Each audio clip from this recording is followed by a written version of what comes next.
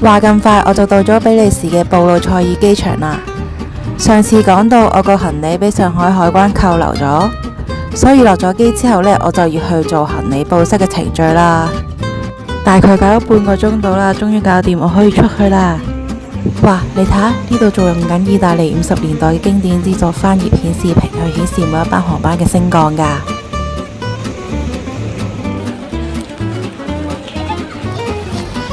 嗱，接機呢個呢就係我妹啦，佢仲整咗個 welcome banner 俾我添。就喺機場兜咗個圈之後，就搭機場巴士出返市區啦。我嘅第一站係安特衛普嘅梅爾街，呢一度係安特衛普最繁忙嘅商業步行街，喺1992年嘅時候就做咗主要嘅購物街，而街道嘅兩邊呢，就保留咗16至19世紀巴洛克風格嘅建築物，但係而家已經有好多國際知名嘅品牌或者咖啡店入咗去進駐噶啦。呢一度係全歐洲最靚嘅 Uniqlo， 佢係由一棟18世紀洛可可風格嘅大宅改建而成。佢保留咗原有嘅天花板同埋大理石壁爐，咁入到去梗係唔係買嘢咁簡單啦，梗係要我高個頭望下個天窗同埋精緻嘅雕花樓梯啦。行過對面呢，就係比利時被公認為最華麗嘅購物商場之一嘅城市節慶大廳，佢係1908年建造嘅新古典主義建築風格。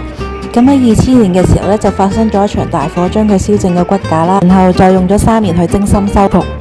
喺2007年嘅時候呢，就重新再開放嘅。咁佢最特別嘅地方就係用咗好多真正嘅純金箔去修飾翻佢嘅玻璃宮頂啦，仲有佢嘅大理石樓梯同埋馬賽克地板。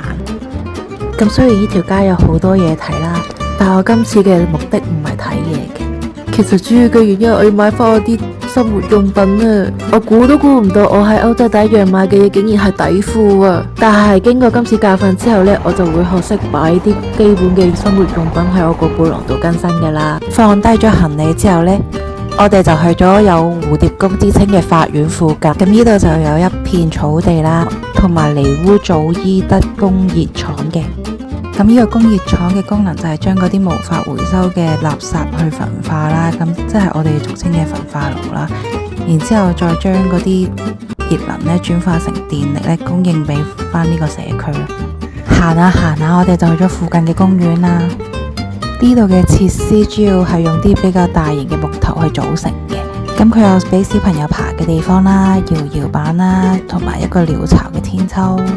咁佢嘅地下係沙嚟嘅，係一個比較樸實同埋自然嘅風格啦。咁由於我哋去嘅時候呢就冇乜人啦，所以感覺呢係有啲荒蕪嘅。行過少少呢就會見到有啲住宅區啦。咁呢度嘅感覺有啲似香港嘅科學園啦。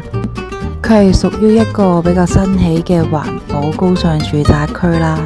但係我唔係好明嘅就係點解啲有錢嘅人會喺呢個焚化爐附近買樓咯。咁行多幾步呢，又見到另一個公園啦。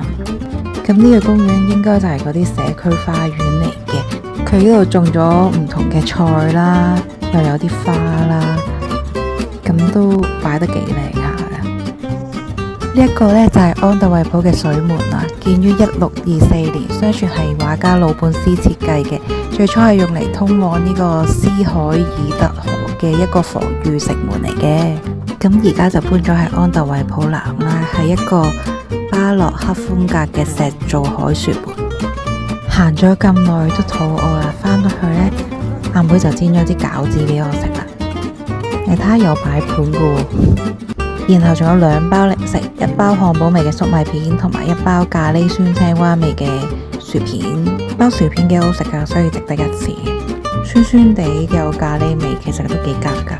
咁到咗夜晚呢，我哋就食比利時嘅地道晚餐，就係炸薯條外賣啦。佢有好多醬噶，有咖喱茄汁啦，跟住仲有啲沙律醬啊嗰啲啦，同埋呢個中歐混血兒啊，老乾媽加沙律醬，再配一支遊戲酒。食飽之後呢，就係我哋嘅 movie time 啦，然後就早唞啦。今日行咗16,681步。想知我聽日行咗幾多步，去咗邊同發生咩事嘅話，記得留意啦。歡迎大家留言、讚好同埋分享啦，最好就撳埋個鐘仔啦。拜拜。